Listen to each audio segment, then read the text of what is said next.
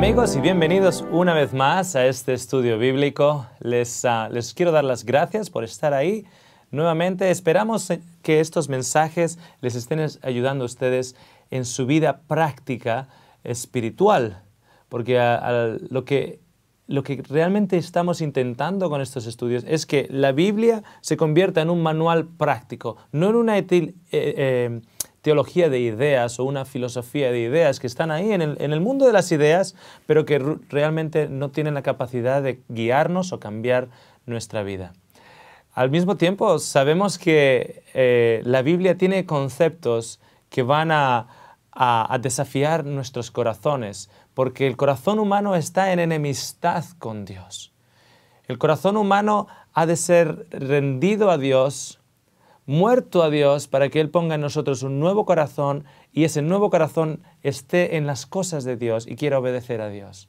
Es por eso que a la persona secular le resulta tan imposible ser una persona moral, porque para ser una persona moral uno necesita el Dios de la moralidad en él. Por ello que estos estudios sabemos que hay conceptos bíblicos que siempre van a desafiar no solo nuestro entendimiento, sino nuestra comodidad. En el día de hoy vamos a hablar de la oración que Cristo dio como ejemplo para que los creyentes y aquellos sus hijos oraran. Y vamos a extraer tan solo un número de principios de esta oración bien famosa que los niños aprenden de memoria, o por lo menos aprendían cuando yo era pequeño. Padre nuestro que estás en los cielos, santificado sea tu nombre. Venga a nosotros tu reino, hágase tu voluntad, así en la tierra como en el cielo. El pan nuestro de cada día, dánosle hoy, y perdónanos nuestras deudas, así como nosotros perdonamos a nuestros deudores, y no nos dejes caer en la tentación, mas líbranos del mal. Amén. Era una oración que mi mamá me enseñaba, tanto a mí como a mi hermano, cuando éramos pequeños, antes de irnos a dormir. Venía y nos enseñaba esta oración. Y para muchos cristianos es el único conocimiento bíblico que tienen. La oración, el Padre Nuestro, es el único conocimiento bíblico que tiene. Porque claro, el Ave María en sí como oración a María no es bíblico, no se encuentra entre las hojas de este libro. Por lo tanto, el Padre Nuestro sí, el Padre Nuestro se encuentra en Mateo 6 y nuevamente repetido en Lucas 11. Vamos a mirar detalles en Mateo 6, luego vamos a corroborar una extensión de esa oración, o un comentario que Cristo añadió a esa oración cuando Él la repitió nuevamente en Lucas 11, y luego vamos a poner todas las piezas juntas y de qué manera el Señor puede desafiar nuestro entendimiento en el día de hoy. Así que si tienen sus Biblias, les quiero invitar que vengan conmigo a Mateo 6, donde se encuentra como parte del Sermón del Monte la oración que Jesús dio a todos aquellos que estaban presentes en el Sermón del Monte. Cuando vienen ustedes a Mateo 6, versículo 9, Cristo comienza de la siguiente manera. Vosotros pues orad así: Padre nuestro que estás en los cielos. ¿Dónde está el Padre? El Padre está en los cielos. Estamos viendo que el Padre está en los cielos. El Padre no se encuentra en un lugar, en un palacio aquí en la tierra. No se encuentra en un palacete, no se encuentra en una catedral, no se encuentra en una iglesia. De hecho, Padre solo hay uno y está en el cielo. El hecho de que el Padre esté en el cielo no significa que Cristo no esté con nosotros, porque Cristo está con nosotros a través de la tercera persona de la Trinidad, que es el Espíritu Santo. Entonces tenemos la presencia de Dios a través del ministerio del Espíritu Santo con todos nosotros. Es el Espíritu Santo que nos trae convencimiento si las palabras que están dichas son palabras verdad, no con la opinión pública, sino de acuerdo a la Biblia. Porque la Biblia puede decir algo, el Espíritu Santo puede convencerle a usted de que la Biblia es correcta, pero eso que usted ha interpretado ya a través del Espíritu Santo que es correcto, puede estar totalmente opuesto a lo que estamos viviendo en estos días. Y lo vemos en diferentes aspectos. Los vemos en el aspecto de la educación, como en la educación de los niños. Lo vemos en el aspecto de dónde vivir. La Biblia promueve más un ambiente más campestre, mientras que ahora más del 50% de la población en el mundo vive en las ciudades, con muy poca creación alrededor de ellos. Es más una obra de los hombres. A nivel matrimonial, la Biblia es bien clara quién forma un matrimonio de acuerdo con la Biblia. Que bien ese concepto bíblico y ese concepto de Dios puede estar totalmente opuesto a lo que encontramos en las sociedades alrededor de nosotros. Pero es algo que tenemos que entender, dado que el corazón humano está en enemistad con Dios por naturaleza. ¿Okay? Tenemos que hacernos amigos de Dios a través de Cristo. Y si no hay Cristo, claro, tenemos sociedades que están totalmente opuestas a Dios. Están en su derecho porque no tienen que seguir a Dios. Dios no está en el centro. No hace mucho hubo un tiroteo en Estados Unidos y una joven mandó un email hipotético a Dios. Después de este tiroteo, 28 niños murieron en un colegio. Alguien entró con una pistola semiautomática y los asesinó tanto a ellos como a las profesoras. Y esta joven escribió un email hipotético y dijo: Dios, ¿por qué ya no estoy yo segura en mi colegio? ¿Por qué esta matanza en nuestras escuelas? ¿Qué tienes que decir a ello, Dios? Y luego Dios, hipotéticamente, evidentemente, escribía este email de vuelta y decía: querida estudiante, yo no estoy autorizado a estar en vuestros colegios. Claro, hemos quitado a Dios por encima de todo. No preguntamos a Dios a la hora de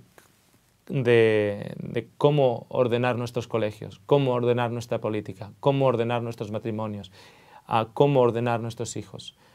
Pero luego le echamos la culpa de todo. Le excluimos de nuestras vidas, pero luego le echamos la culpa de aquello malo que pasa en nuestras vidas, cuando Él no ha sido invitado a nuestras vidas. El Padre está en el cielo, pero el Espíritu Santo sigue trabajando sobre los corazones de los hombres.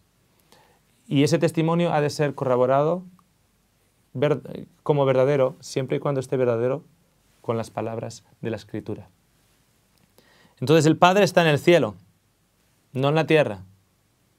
No llames a nadie Padre de una manera espiritual, sino al Padre en el cielo. Claro que todos nosotros tenemos un Padre terrenal. Y no se refiere a eso Jesús, se refiere al hecho de que antiguamente incluso a los rabís se les llamaba padres espirituales y había un concepto de llamarles padres a aquellos líderes religiosos. Y Jesús viene aquí y pisa sobre ese concepto y dice: no, eso es un concepto humano. Padre, solo hay uno y está en el cielo. Venga tu reino, sea hecha tu voluntad. Y eso ha de ser la oración de todo cristiano en las mañanas. Padre, sea hecha tu voluntad en mi vida. No me dejes a mí elegir mis caminos. Quiero que tu voluntad sea hecha. Tengo a personas que me han venido en el pasado y me han dicho: estoy orando, Óscar, para ver si es la voluntad de Dios que yo deje a mi esposa y me vaya con la secretaria del trabajo. Amigo, amiga, no hace falta orar para eso. Esa no es la voluntad del Señor, porque Él ya ha escrito, inspirado a través del Espíritu Santo a personas, que Él odia el adulterio y odia el divorcio. Entonces, que un hombre me venga y me pregunte: estoy orando a ver si es la voluntad de Dios. La voluntad de Dios es la palabra de Dios. Esa es su voluntad. Y si Él está diciendo: no cometas adulterio, no hace falta que tú estés orando y dejándolo en la voluntad de Dios. Muchos hombres dicen: yo voy a orar, se lo voy a dejar a Dios, que sea la voluntad de Dios. Si no es su voluntad, Él no va a dejar que pase. No. Si no es su voluntad, está escrito aquí. Que pase o no pase depende de ti. Cuando tú ya has aprendido su voluntad, que pase o que no pase depende de tu decisión. El Señor no va a enviar un ángel para prevenirte a ti y para agarrarte a ti o para privarte a ti de tu libertad de elección y apartarte de una mujer con la que estás a punto de cometer adulterio. Su voluntad está escrita aquí. Entonces, eso de decir, bueno, si no es la voluntad de Dios, Él lo va a parar. No, porque no era la voluntad de Dios que Eva comiera de ese fruto y no la paró. ¿Por qué? Porque su voluntad ya estaba dicha en su palabra. De ese fruto no comerás. Al mismo tiempo, al hombre se le dice, a ese hombre en particular, ejemplo que les he dado, se le dice, de ese fruto no comerás. Yo te he dado otra mujer, o tú te has casado con otra mujer. Del otro fruto no comerás. El Señor ya ha dicho cuál es su voluntad. Y cuidado, porque si estás esperando que Dios te pare, Dios no te puede parar si va en contra de tu voluntad. Y si tú has elegido que vas a ir con otra mujer, no eches la culpa a Dios. Es tu responsabilidad. No eches la culpa a tu esposa. Tu esposa puede ser mejor o peor esposa.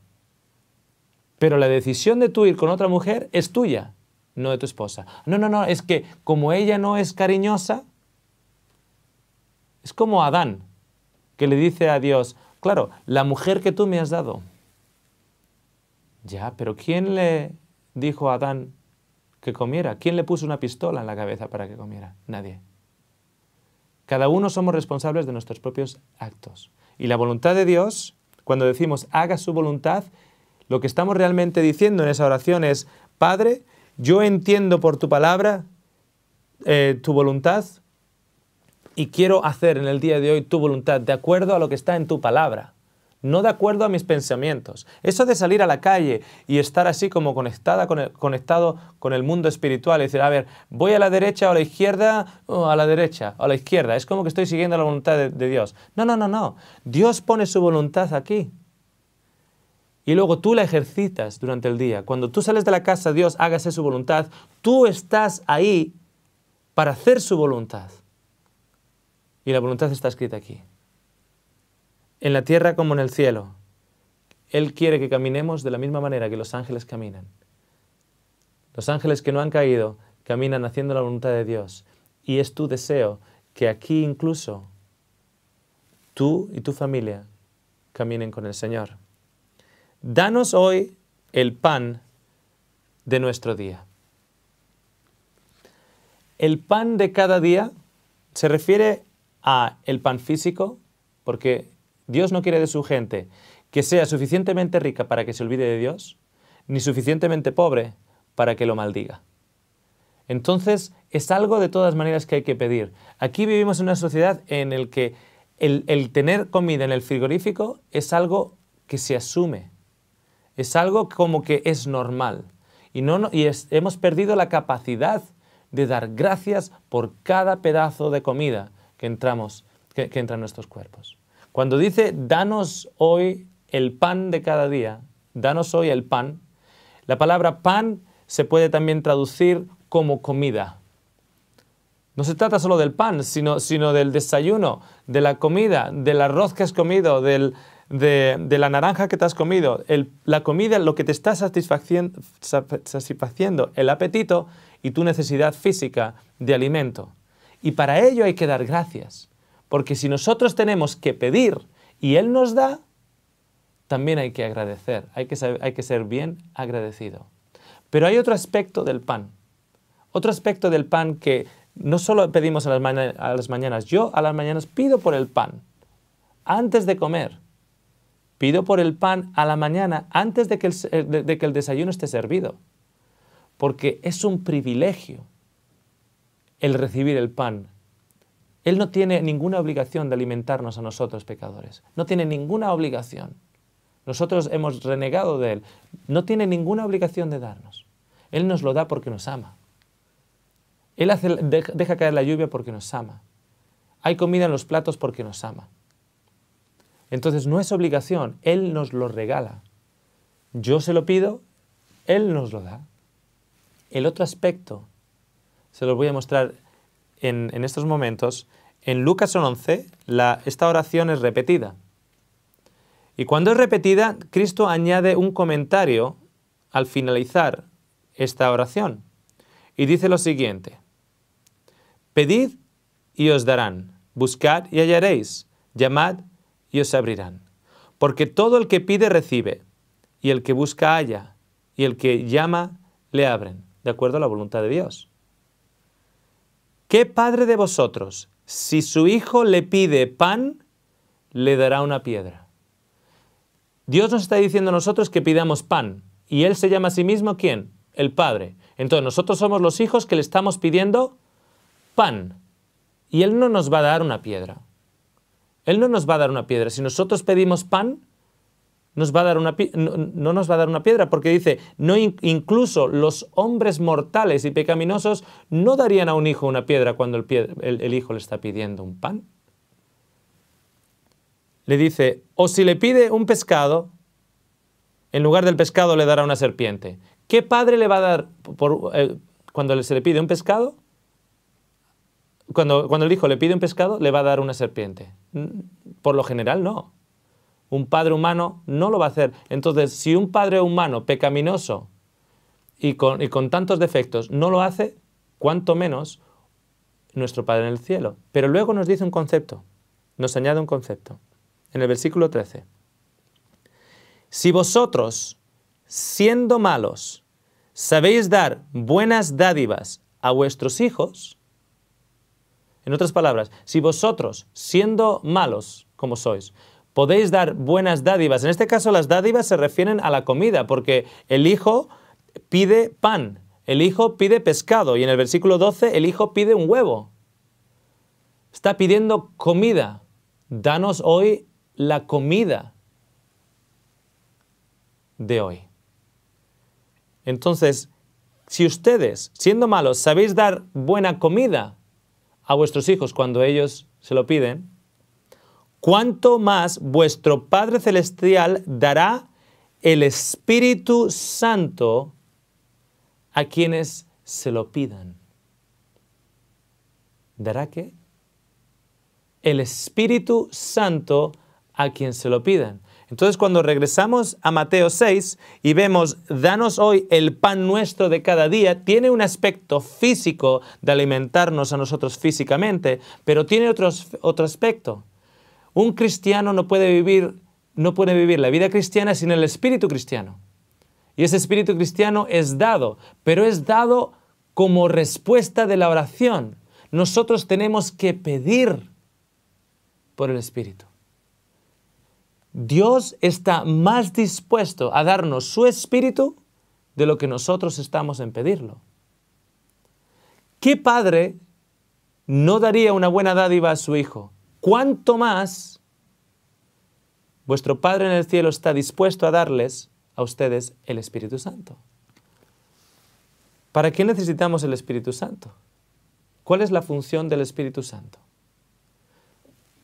Cuando nosotros vamos al libro de Juan, capítulo 16, encontramos cuál es la función del Espíritu Santo. Muchas personas creen que el Espíritu Santo es ese poder que les va a ayudar a hablar en lenguas que nadie entiende. La función del Espíritu Santo no es esa. La función del Espíritu Santo no es el hecho de que te va a dar los números de la lotería. El Espíritu Santo no te va a decir qué caballo va a ganar en las carreras. El Espíritu Santo no te va a dar un poder supernatural. El Espíritu supernatural de levantar cosas. El Espíritu Santo no te va a dar una clarividad de mente para que tú tengas unas ganancias propias. La función del Espíritu Santo es otra. Cuando leemos aquí, en Juan 16, versículo 10, nos dice, versículo 10, nos dice, versículo 5, vamos a empezar a leer en versículo 5. Ahora vuelvo al que me envió, y ninguno de vosotros me pregunta a dónde vas. Antes porque os dije esto, la tristeza ha llenado vuestros corazones. Sin embargo, os digo la verdad, os conviene que me vaya, porque si no me fuera, el Consolador no vendrá a vosotros, pero al irme os lo enviaré. El Consolador es el Espíritu Santo. Y ahora escuchen, versículo 8. Y cuando Él, venga, convencerá al mundo de pecado, de justicia y de juicio. ¿Cuál es la función del Espíritu Santo? De convencernos de pecado, de justicia y de juicio. La función del Espíritu Santo es mostrarle a usted que es pecador. Porque tan solo cuando usted sepa que es pecador, puede también entender que necesita un Salvador, un perdonador de sus pecados. La razón por la cual nosotros encontramos dificultad en perdonar a otras personas es porque nosotros no nos vemos pecadores. Y si nosotros no nos vemos pecadores y nos vemos mejor que otras personas, eso es una evidencia clara de que el Espíritu de Dios no está en nosotros. Cuando yo me creo mejor que usted, o me creo mejor que la persona de allá, o que el hermano de aquí, o que el político de allá, y yo me creo mejor que ellos, es una evidencia clara de que el Espíritu Santo no está en mí. Porque cuando el Espíritu Santo está en mí, lo que el Espíritu Santo me va a convencer es de mi pecado, no del suyo.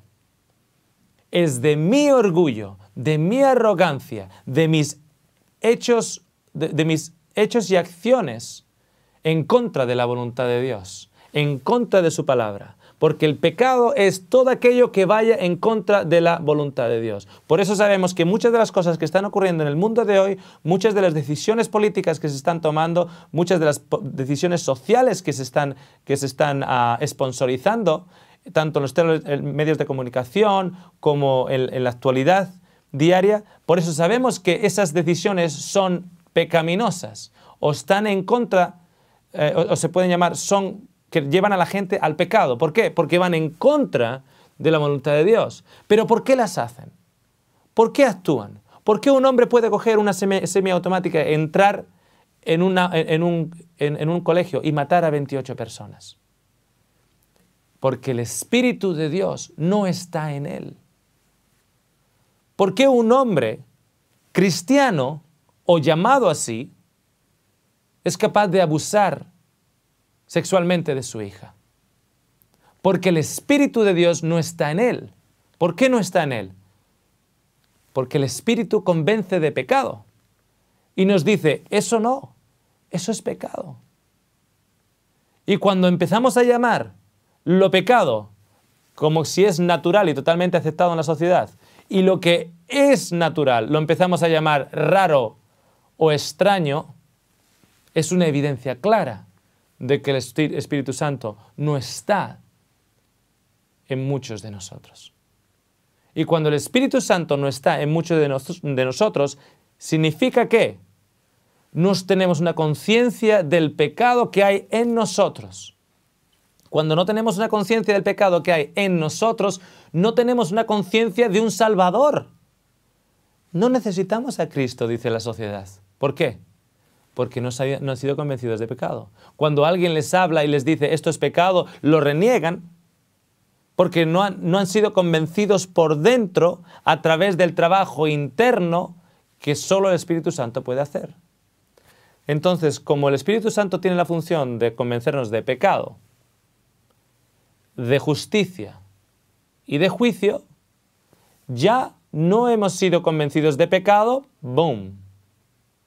Significa que lo que es justo, lo que es bueno, los caminos de justicia, tampoco existen en nuestras vidas. ¡Boom! Y el último detalle que nos convence de que hay un juicio que va a venir sobre toda la humanidad a favor de aquellos que han declarado y han vivido a través del Espíritu, y en contra de aquellos que han negado el Espíritu de Dios. Claro, ya tampoco tenemos un convencimiento de que hay un juicio. Entonces nos creemos que vamos a continuar por la existencia y vamos a seguir y a seguir y a seguir, y este mundo va a continuar, y nunca va a llegar nada a un juicio. ¿Por qué? Porque no estamos convencidos de pecado, porque no tenemos el Espíritu Santo. No estamos convencidos de los caminos de justicia, por lo tanto podemos hacer lo que nos dé la gana. Y no estamos convencidos de que de que va a llegar un día en el que todas las cuentas van a tener que ser saldadas. ¿Por qué? Porque no tenemos el Espíritu Santo.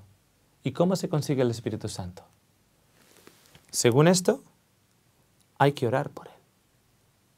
Tenemos que pedir que nos lo dé. Danos hoy el pan de cada día. Y mañana necesitamos pedirlo nuevamente. ¿Por qué? Porque el pan se agota cada día. Y usted no está comiendo la comida de hace un año. No ha guardado la comida almacenada en su frigorífico hace un año atrás y se la está comiendo ahora. Hay que comer la comida fresca, porque si la comida no está fresca, tiene bacteria en ella y esa bacteria nos va a afectar en la salud. Cada día, día a día, hay que pedir por el Espíritu. De la misma manera que cada día había que salir en Israel a buscar el maná en el desierto. Cada día hay que arrodillarse delante de Dios y decir, Señor, me creo muy bueno. Creo que mis actos de justicia me ponen por encima de otros. Señor, tengo miedo a alzarme por encima de mis hermanos humanos. Dame tu Espíritu y muéstrame hoy, en esta mañana, porque hay que hacerlo a la mañana. Usted no va a entrar, no va a ir en un viaje de una punta del país a la otra punta, en un viaje de 1000 kilómetros, y va a llenar el tanque de gasolina al final. Usted llena el tanque de gasolina, ¿cuándo? Al principio. Entonces, al principio de la mañana usted dice, Señor, dame tu Espíritu. Muéstrame que sin ti soy un pecador. Muéstrame lo que a través del sacrificio de Cristo, Cristo me ha perdonado, para que yo me pueda ver realmente en una verdadera luz. No en la luz de los hombres que somos miopes, no en la luz de los hombres que como yo tienen problemas de vista, no, sino en la luz de Cristo. Cómo yo me veo sin Cristo y cómo yo me veo con Cristo. Sin Cristo soy un pecador y mi destino es el polvo. Señor, a través de tu Espíritu, dame tu Espíritu, muéstramelo. Muéstrame la salvación de Cristo a este pecador. Muéstrame, Padre, en el día de hoy, a lo largo del día, el camino de justicia a través de tu Espíritu. Y muéstrame también y dame la paz y la esperanza a través de tu Espíritu, que cuando el juicio llegue, mi caso va a estar declarado en favor y en el lado de Dios. Y en el caso de mi familia, a favor y en el lado de Dios. Dame tu Espíritu para caminar por tus caminos en el día de hoy. Gracias por su atención. Nos vemos en el próximo estudio.